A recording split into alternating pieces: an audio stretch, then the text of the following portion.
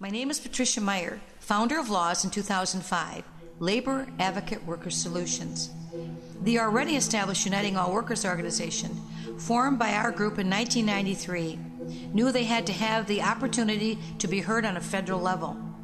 In order for our organization to have the power to change a law, we knew we had to take the issues to the Congress of the United States, where the laws of our country are made. Throughout the past 4 years, L.A.W.S has been approached by workers, retirees and their families from all over the country looking for a voice when they could not be heard.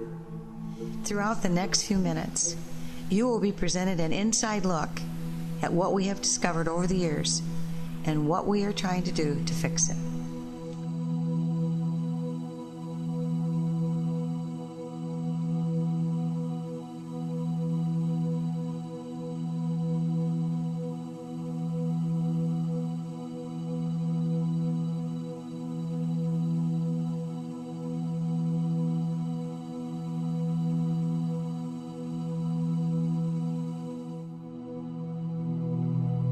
It's important that we came today. We picked 5 offices. What you're telling us is basically she completely blew us off and got rid of the paperwork. Then we need to work on it now, and we'll go very public with the issue.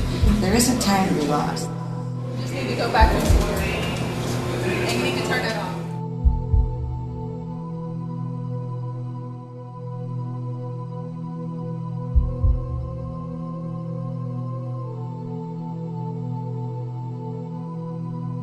Over the years, myself and our organization have been asked the question, why has the public not heard about the information that we have regarding General Motors Corporation and its subsidiaries?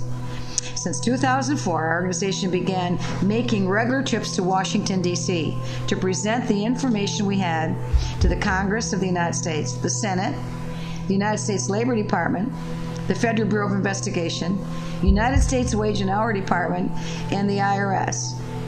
We then reported to the Tax Advocate Office to be protected that they would not mess up our information to the Internal Revenue. So in 2007, I became a whistleblower concerning the General Motors tax-free spinoff of the DELPHI Corporation.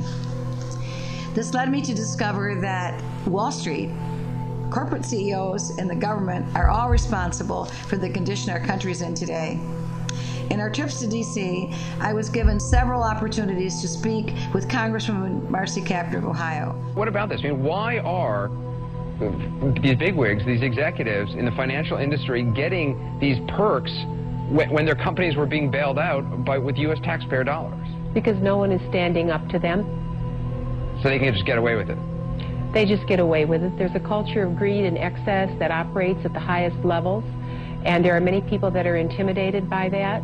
We need a country that changes its values from one of greed and excess to a culture of responsibility and prudence. For the last several years, our organization has done just that, stand up to the government.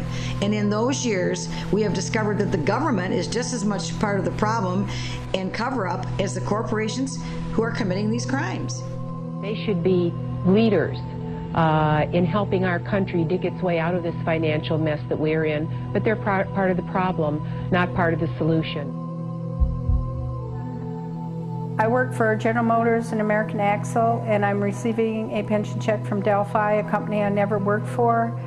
The bankruptcy filing, something happened, and the government allowed DELPHI to go bankrupt when it's actually General Motors. I've been to Washington, D.C. I've been to Congressman Camp's office asking for his help, and he hit a brick wall just like I did trying to get my records. I've been to the Labor Department. I've been to Carl Levin's office. I mean, they got robbed. Our government let them get robbed. Now our government is basically trying to help them. They're trying to help them steal money. Without a thorough investigation, you cannot figure out where all the money went. And we have a documentation around here in this house that would scare you. How does this affect you? Rita Ertman, the woman you just saw, retired from General Motors and American Axle in 2003. Since that date, she has received her pension checks from a company called DELPHI.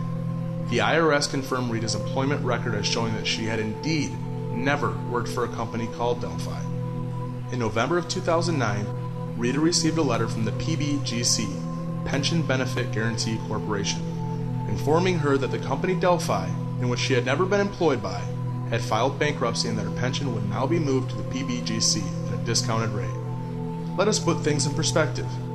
The United States government, meaning you and I, are now accepting full responsibility for the pensions of 1,200 salaried General Motors employees without our knowledge or consent using our tax dollars.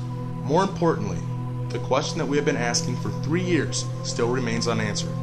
Why were 1,200 General Motors salary employees being paid their pensions by DELPHI and not by General Motors?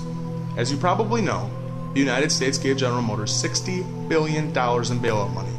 That's the largest amount of bailout money ever given to an automotive company in U.S. history.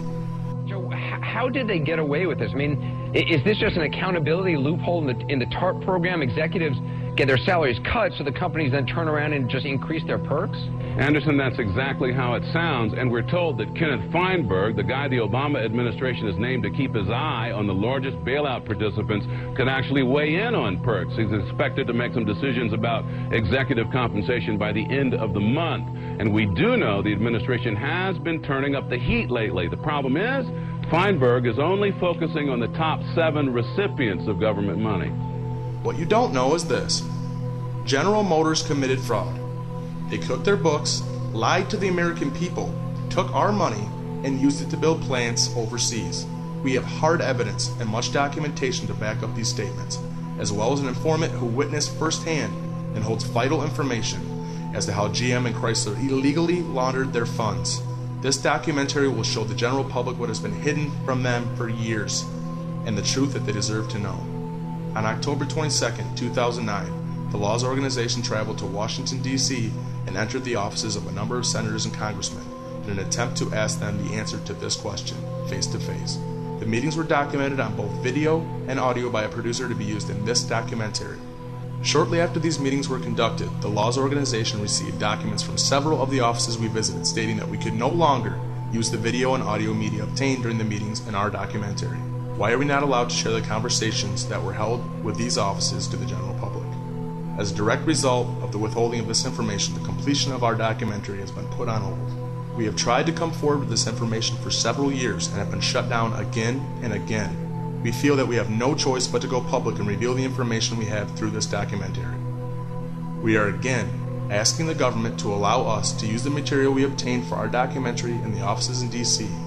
Although we do respect their right for privacy, we question the reasoning for refusing permission to use the video and audio from the meetings that were held on October 22, 2009 at the offices of the U.S. Congress and Senate buildings regarding important information about the General Motors cover-up. And number 1 on our list, GMAC Financial Services and its CEO, Alvaro de Molina. He got almost $5 million in perks, including $2.3 million for using the corporate jet. ABC News reported the big 3 CEOs flew to Washington to ask for taxpayer money on costly company jets. It's almost like seeing a guy show up at the soup kitchen in high hat and tuxedo. I'm going to ask the 3 executives here to raise their hand if they flew here commercial. Let the record show no hands went up. Second, going to ask you to raise your hand if you're planning to sell your jet in place now and fly back commercial. And $2.5 million that the company paid in taxes. So far, Mr. De Molina didn't have to. It was a 32% increase over the year before. The company told us that whopping increase is artificially high because he only joined GMAC in the middle of 2006. GMAC also says once they started getting TARP money in late 2008, they stopped using the corporate jet, stopped paying taxes, and that the CEO also gave up his bonus last year. GMAC did get $13 billion in bailout money last year. We decided to make a final attempt to reveal the fraud and corruption, only to be shut down on October 22, 2009, for the last time.